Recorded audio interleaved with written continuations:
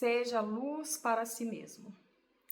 Quem falou isso foi o Buda, há 2500 anos, para os seus discípulos, quando eles sugeriram para ele indicar alguém, um substituto, né? E ele não indicou, porque para ele o importante é o Dharma. O Dharma é essa roda de conhecimento que gira e uma pessoa vai levando a outra, né? Não é linear, ela segue para vários canais e vai ensinando a pessoa a confiar mais em si, na sua experiência direta, do que em dogmas, em rituais, né? Num mestre, né? Ele fala, seja o seu próprio mestre. E é por isso que ele ensina o caminho. Então, eu vou ler esse texto, ele é bem profundo. Você pode ouvir meditando, ou dormindo, ou fazendo alguma coisa aí na sua casa. Mas a minha sugestão é que você relaxe, pode fechar os olhos, faça movimentos aí para suavizar as tensões, tanto da face, os músculos da face, né, maxilar, os olhos concentram muita tensão, pescoço, língua, ombros, vai relaxando e desfrutem, ok? Seja luz para si mesmo. Imagine uma tarde quente no norte da Índia, há mais de 2500 anos. O sol começa a tocar os limites do horizonte, deixando um brilho dourado que se espalha pelas árvores. Ali, naquele fim de dia, o silêncio tem peso de algo prestes a se transformar. O Buda está sentado. O mesmo homem que caminhou por aldeias e florestas, que dialogou com reis, que conviveu com mendigos, que desmontou crenças antigas e abriu uma trilha nova no terreno da mente humana. Ele está velho, seus passos, antes firmes como de um viajante que conhece o chão, agora revelam desgastes. Mas seus olhos permanecem claros como água tranquila, atentos, perspicazes, luminosos. Seus discípulos mais antigos percebem que o corpo dele está chegando ao limite e a inquietação começa a crescer entre eles. Um murmúrio silencioso, mas carregado de medo. Quem irá liderá-los quando o mestre partir? Quem manterá viva a chama? Quem será a referência, o norte, o porto seguro? A pergunta se repete entre olhares. E se ficarmos à deriva? Eles se aproximam, pedem uma resposta. Querem um nome, querem um sucessor. Querem alguém em que possam depositar a própria incerteza. O Buda ouve tudo e, após um longo silêncio, responde. Mas sua resposta não entrega o que eles esperavam.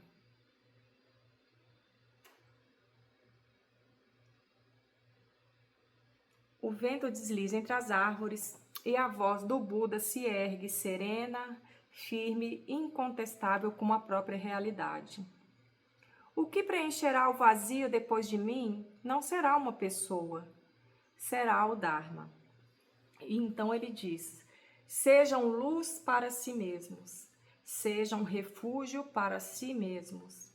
Nada externo será seu guia.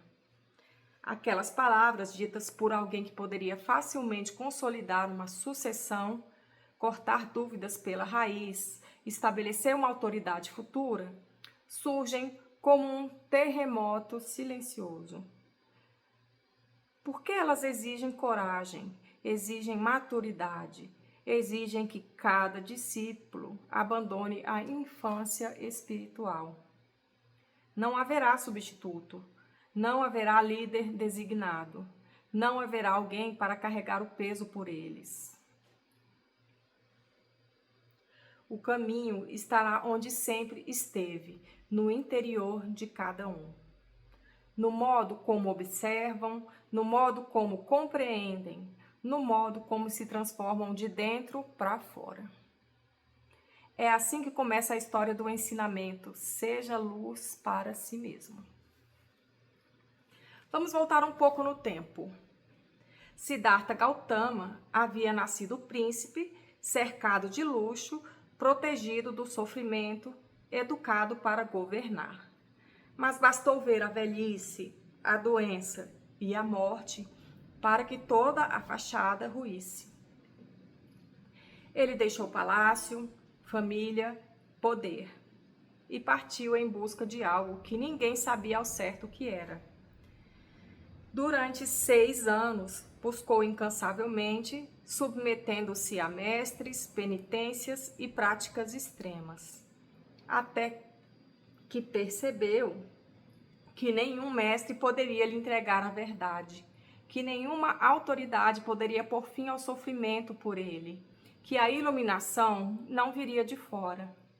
Foi assim que ele sentou-se sozinho sob a figueira, que depois seria chamada de Bodhi, e ali, apenas observando, investigando, olhando para dentro, encontrou o que buscava. A experiência direta, o contato nu com a realidade, a sabedoria que nasce do ver e não do acreditar. Décadas depois, ao se recusar a nomear um sucessor, ele estava, na verdade, fechando o ciclo. O mesmo princípio que o libertou deveria guiar os outros. Ninguém pode despertar por você. Ninguém pode ver por você. Ninguém pode sofrer ou se libertar no seu lugar. Por isso ele dizia: ande pelo caminho, mas ande com suas próprias pernas. O Buda via a vida como uma narrativa contínua, não uma história fixa, mas um processo eterno de vir a ser. Ele ensinava com parábolas, com gestos, com silêncios. Falava com reis usando metáforas de governança.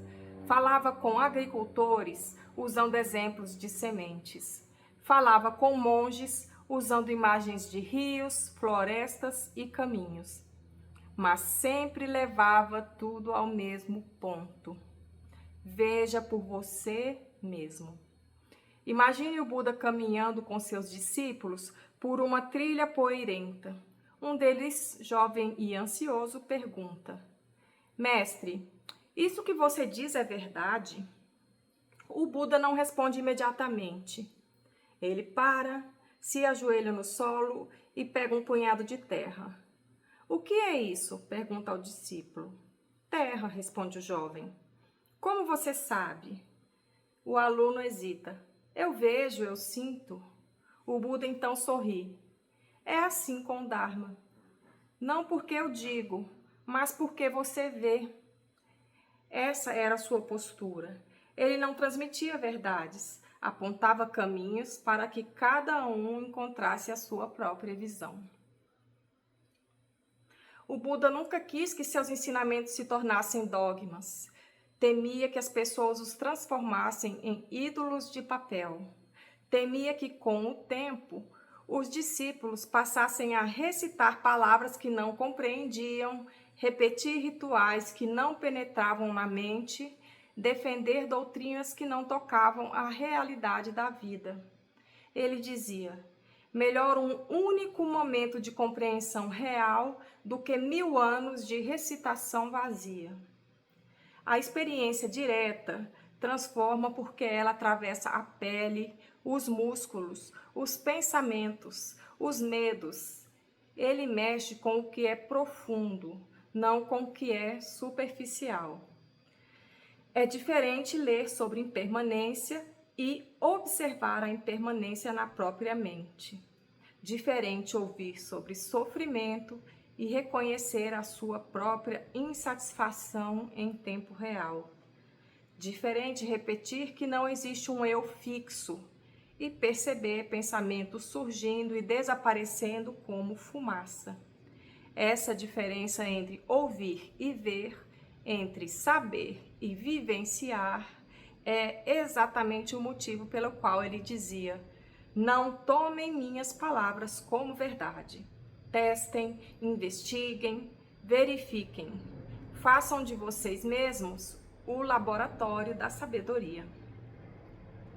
Se o Buda tivesse escolhido alguém, o que teria acontecido?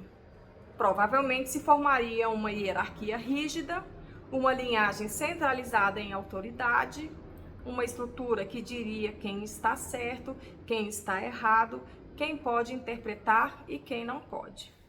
E aos poucos, as pessoas deixariam de investigar por si mesmas. Esperariam respostas, receberiam normas, seguiriam princípios já mastigados por outros. O Buda queria justamente o contrário. Ele queria que cada pessoa fosse capaz de olhar para a realidade sem filtros, sem intermediários, sem depender de um guardião do conhecimento.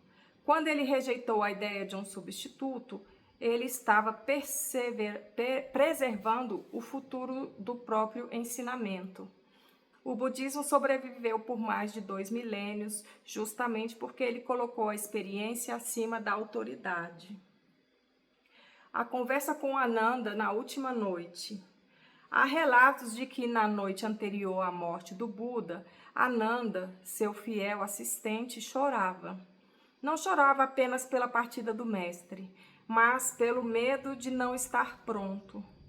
O Buda olhava para ele com compaixão.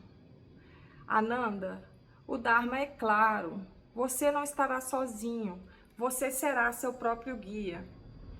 Nesse momento, ele sela o ensinamento. Em outra ocasião, quando visitou a aldeia dos Kalamas, o Buda foi questionado. Há tantos mestres, tantas doutrinas, como saber quem fala a verdade? E ele disse: não creiam em algo só porque está escrito. Não creiam em algo só porque é antigo. Não creiam em algo só porque muitos repetem. Não creiam em mim apenas porque sou seu mestre. E então completou: quando vocês mesmos virem claramente o que promove paz, compaixão e sabedoria, sigam isso. Quando virem claramente o que aumenta o sofrimento, abandonem isso. Era sempre assim. A luz está na investigação, não na obediência. O gesto do Buda ao levantar uma flor. Há uma história famosa. O Buda estava diante de uma grande multidão. Todos esperavam seu discurso, mas naquele dia ele não disse nada. Apenas segurou uma flor, ergueu-a diante de todos e ficou em silêncio. A maioria não entendeu, mas um discípulo, Mahakāssyapa, sorriu, não porque entendeu intelectualmente, mas porque experimentou o significado diretamente. O Buda então disse: Mahakāssyapa compreendeu, não porque ouviu palavras, mas porque viu. Esse episódio simboliza tudo. A luz é algo visto intimamente, não ensinado externamente. O Buda ensinava muitas coisas, mas sempre retornava ao essencial: atenção plena, ética, concentração, sabedoria e compaixão. Mas não como moralismos, não como obrigações, não como mandamentos. Ele apresentava essas qualidades como consequências naturais do ver. Quando você vê claramente, não tem vontade de ferir. Quando vê claramente, não alimenta ganância desnecessária. Quando vê claramente, a mente se estabiliza. Quando vê claramente, a compaixão brota sem esforço. A luz não é algo que você fabrica, é algo que você descobre. Ser luz para si mesmo não é fácil. É muito mais tentador entregar a responsabilidade a alguém, esperar respostas prontas, seguir fórmulas, acreditar que alguém sabe mais sobre você do que você mesmo. Mas o Buda confiava na capacidade humana de despertar. Confiava profundamente. Ele sabia que cada pessoa quando se torna inteiramente honesta consigo, tem uma clareza que nenhum mestre pode substituir.